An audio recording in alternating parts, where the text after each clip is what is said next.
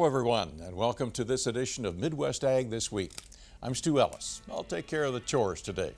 Before we begin, I want to welcome WMBD viewers around Peoria to our program, and I look forward to visiting with you. On our show today, you'll hear the details of the growing the crop top corn yield in the Corn Belt. We'll find out how to avoid black swans. The EPA is again revising its water regulations, and you'll learn what's going on. We'll also re-engineer some soybeans for future climate challenges. All that and more, beginning right now.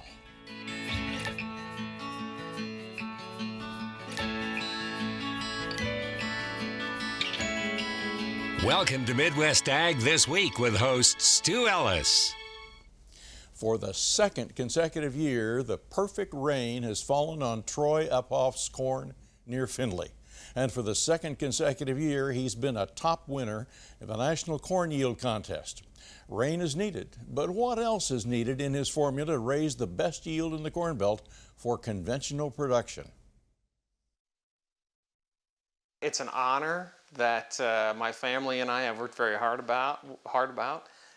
We've got a great group of employees, and we've got a lot of great people around us that help us make this happen for the second year in a row. We planted DeKalb 6464. It's one of the top genetic lines on the market.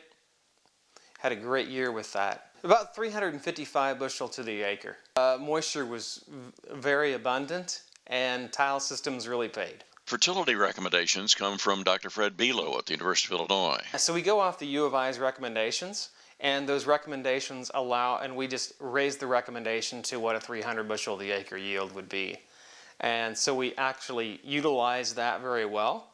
And so we put on 300 pounds of potash, 300 pounds of DAP, phosphate, and then nitrogen is addressed accordingly in 4 different passes. We started off last fall.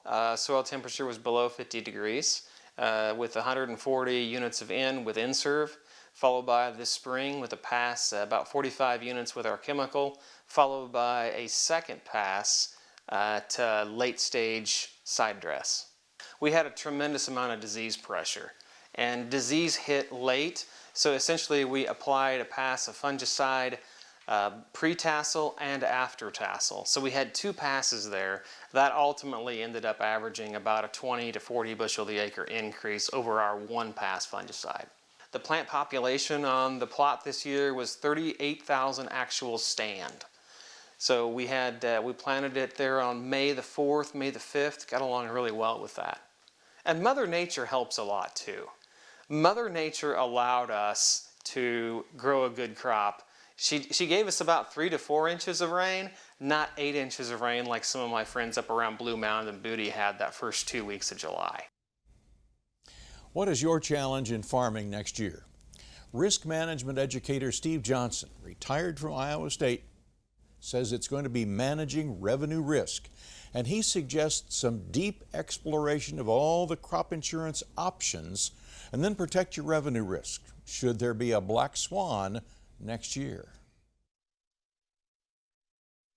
So spending time with your crop insurance agent in advance of using your APH yields to make revenue protection decisions, but maybe in a year like 22 where we're going to have high projected price, high volatility, higher premiums, maybe I come to a lower level of coverage. Maybe I go from 85% RP to 80%, but then I can pick up an SCO product, supplemental coverage, that provides 86% coverage level of the county yield.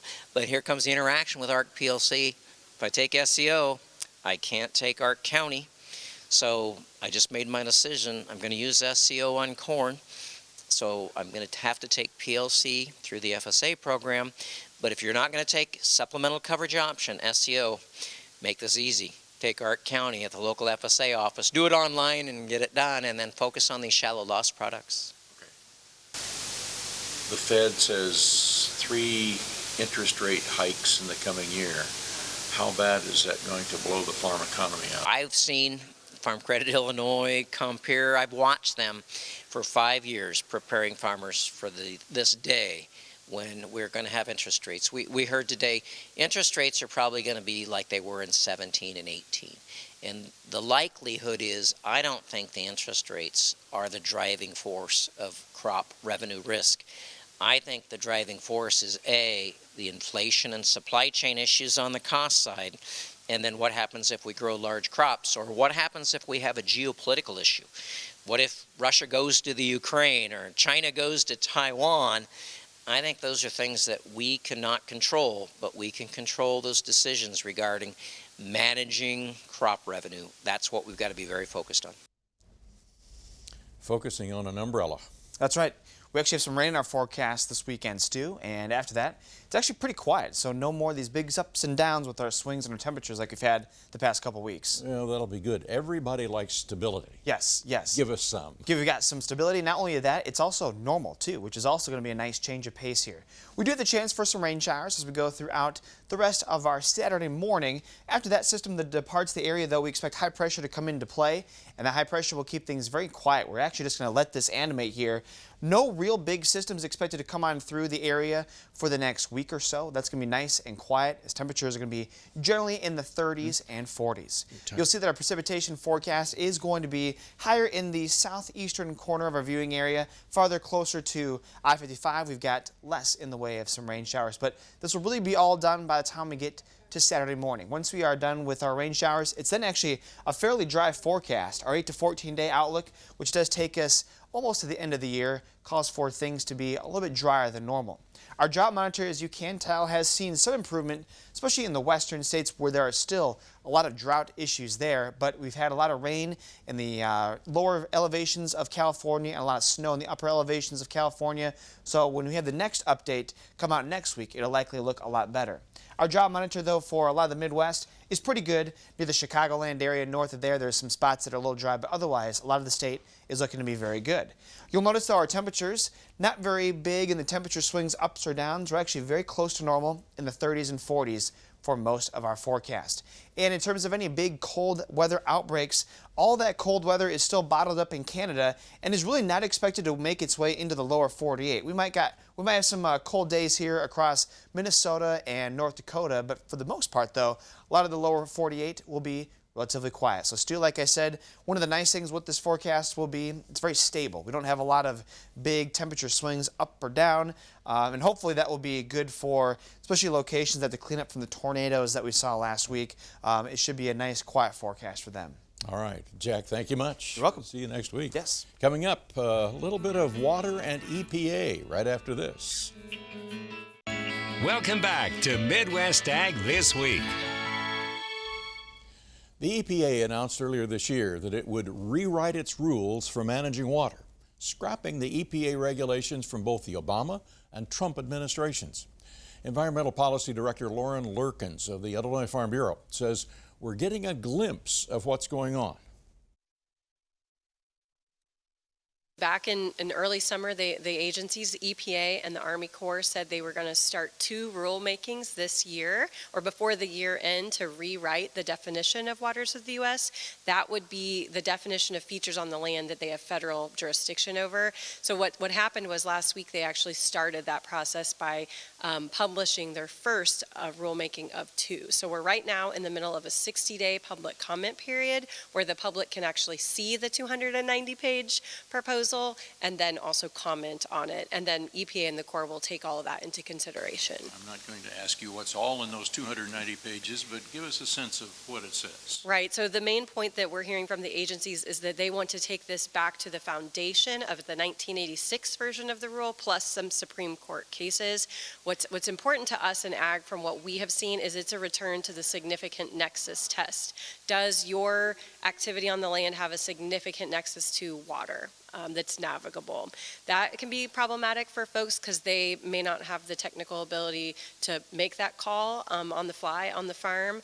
And then some other exclusions which are very important for agriculture, including prior converted cropland. There's some language that seems to kind of walk away from some language that we liked under the Navigable Waters Protection Rule version. All right, we've got the proposal. What's next? So the proposal is out. We're in the middle of that 60-day comment period, and as of the first of the year here at Farm Bureau, we will kick off an action alert for our membership to make it easy for them to, number one, find the docket, and number two, let the agencies know how they feel about this language. Okay, so getting farmers involved. Right. In getting some feedback to the EPA then. That's important. Absolutely. And, we hear from our membership all the time, what's happening, when can I talk to them in a public setting? And so, we know that's an expectation from our members that we'll let them know about this opportunity. Put a big red circle around the date of April 1st on your calendar for next year. That's the deadline for taking the anhydrous ammonia training required by the Illinois Department of Agriculture. Training became a state law after a massive leak from an ammonia tank traveling through a Chicago suburb several years ago. Chuck Cawley of the Agriculture Department says winter is a good time to take the training. Effective April 1st, 2022, growers and grower farm operators, that would be farmers, full and part-time hired help, family members, and anyone else helping on the farm that works with anhydrous and ammonia in any way, needs to complete training. The training online, we've got over 1,300 growers or grower farm operators that have completed the training. They can print that out. The training is free. Simply go to the department website and you'll be able to find a link to get to the training. Okay. After the training, is there a test then that they've got to pass? No, there is no test. There will be a test your knowledge type questions just to review the material, but no formal test. I think we should be prepared. We have 1,300 or more online. We've got over 500 that have taken the training in person. You can get on the online program at any time and do that. I would venture to guess that we are a strong one-third completed with the training. Okay, so farmers over the winter time here, when there's cold weather, it's a good time to take this training and get certified then. Yes, if you're going to do it online, there's probably no better time than now. We will have in-person training. The department will be working with the Illinois Fertilizer and Chemical Association to offer in-person training. This will be between February 21 and March 4, as well as March 14. They should also check with their ammonia retailer or supplier. Many retailers will be offering in-person training to their customers. So there should be a number of opportunities. Every time the market goes up, we talk to Chip Dellinger. And we think that Chip is probably the reason that it goes up. Soybeans and corn are on a rip and a tear this week. Yeah, they were, Stu. And the main item this week is continuing hot, dry weather in southern Brazil, northern Argentina. You're getting into a prime growing, period there for them in their reproductive stage of their crops. And as you kind of get ready to transition into the new year in January, it's becoming pretty critical. So La Nina is driving hot, dry temperatures in southern Brazil. Northern Argentina added some weather premium to corn and beans this week. Came just shy of these magic $6 number on corn. Got just within a couple cents of that. Also within about 2.5 cents of the magic $13 level on beans. Couldn't push through it. But I think if we come in Sunday night, early Monday, and this extended forecast is still hot and dry, you're going to probably exceed those magical levels early next week in trading action. So you're advising folks to be careful of what's going on Sunday night. Look for some opportunities, but be ready to manage some risk if they need to. Yeah, absolutely. I mean, as far as an old crop perspective goes here, we know where our yields were in most areas in central Illinois. Very strong yields, maybe not record, but close. And so if we do get pushed up north of $6 on March corn futures and $13 on January bean futures next week, it's going to, with strong basis levels for both corn and beans, still offering really great gross dollars per acre. And in our opinion, opportunities to get scaled into some additional sales and kind of start that process of whittling down what's left on our old crop stocks now. Chip, we just got a couple of seconds, but does the inflation and warning of some interest rate hikes, will that have an impact on the market in coming weeks? Well, it certainly will. And, I think we're still trying to figure that out. There's a Federal Reserve meeting this week. They gave us a little more guidance. Certainly the dollar and interest rates are going to drive things in the first quarter of 2022 and definitely affect our agricultural futures markets. Great. Chip, thanks so much. We appreciate your help. See you in a few weeks. Happy holidays, sir. Thanks, you too. Chip Nellinger of Blue Reef Marketing helping us out today. And we'll be back to check your battery right after this.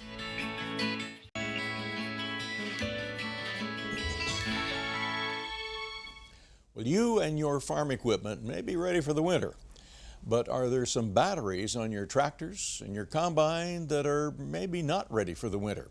You don't want to delay next spring trying to find a replacement battery someplace and have to travel all over the state to get one.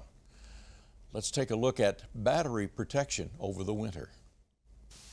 In our Shop Talk session today, we want to check on batteries, tractors, combines, before you put them away for the winter, or if you still haven't done it yet. And if you've got those implements in cold storage, why maybe you have some things that you should do. Eric Dutzman, who's the service manager at AHW in Monticello, for folks who have a tractor, a combine, what should they be doing to that battery before putting it away for the winter? The main thing you want to do to any battery before you store it is make sure it's fully charged. So batteries will always self-discharge, so we want to start at the highest level as we can. We want to make sure the top of the battery is clean. So if there is dirt or debris on top, that battery will discharge faster. So we want to clean our batteries, charge them all the way up. If your equipment has a disconnect, a battery disconnect, you want to shut that battery disconnect off. For older equipment that might not, you could remove the negative battery terminal just to keep it from being drawn down, from discharging. All right. Those are the main things to do. Some people will put trickle chargers on for the winter. That's not always feasible. So our main thing is we want to get it as fully charged as we can and minimize that discharge by keeping the battery clean and keeping whatever draw we can off the battery with disconnects or removing cables. So in the spring, when we're going to take it out of storage, if you turn the key on, a lot of this equipment will tell you what the battery voltage is. So before you even try and start it, you can see if you're above 11 volts, you can probably just start your piece of equipment. But anytime you get below 70% of the charge, if you start getting into that 10 volt range, you might want to charge it before you even attempt to start it. Just go ahead and put a battery charger on it if you've dropped to 10 volts or below. And then just start your piece of equipment, allow it to charge the batteries up. And if it's stored properly, clean, with no corrosion, you shouldn't have a problem. It should be able to start itself. So if you don't put it in fully charged, you're starting at a lower level, and people put a battery away that's dusty. All of this dirt is allowing electrons to flow across and discharging faster, or people don't disconnect and their equipment draws it down. So storing it in the cold is fine, as long as you prepare it for the cold. Some good ideas from Eric Dutzman, who's service manager at AHW in Monticello. That's our Shop Talk for today. Charge it up, clean it up, and disconnect the negative terminal. Well, coming up, warmer summers and winters, what it does to your soybeans.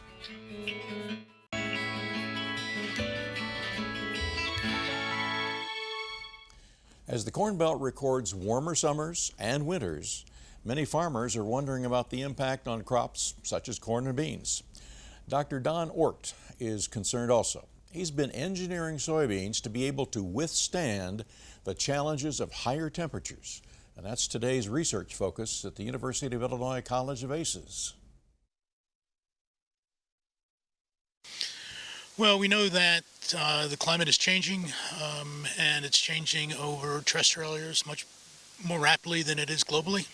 And of course, this is where we grow food crops. What's driving this is increases in CO2 concentration. But maybe the biggest worry for crop agriculture is the fact that this increase in CO2 concentration is driving warming in the atmosphere. And that's probably the biggest challenge to crop agriculture going forward. Okay, and so how do we get around that? What are you doing to reverse that or protect that crop? Yeah, and so really there are three primary effects of above optimal temperatures on crop plants. And so one has to do with the fact that as the leaves get warmer, they lose more water for every CO2 molecule that they take up. And so that's a big one. The second big one, as many farmers are very well aware, is that there are high temperature effects directly on the reproductive processes in plants. And so flowering and silking, and they're very temperature sensitive. But there's also a very important temperature sensitivity to vegetative growth. And that has to do with the temperature sensitivity of photosynthesis. And so what we've tried to do is to give the plant an energetically more efficient way to recycle that glycolate. And now what we've done is we've taken those same plants and we've put them under conditions where we've warmed up them up 5 degrees. And we've just asked the question, are they also more temperature tolerant than the wild type plants? Theory predicts they were going to be, and the results showed that in fact they were. The one that we really want to put it in is soybean. In soybean, it takes a year or more to go through that transition, and you get 20 seeds. And so you have to go through amplifications. And so we're kind of at the point where we have that first set of 20 seeds. Well, that concludes this edition of Midwest Ag This Week. And we hope that you have benefited from some of the information you saw and you heard today. And you might share it with your farming colleagues. On behalf of the Midwest Ag team this week, we invite you to join us again next time. I'm Stu Ellis, reminding you to be safe in the cab, your chores, and always around grain bins.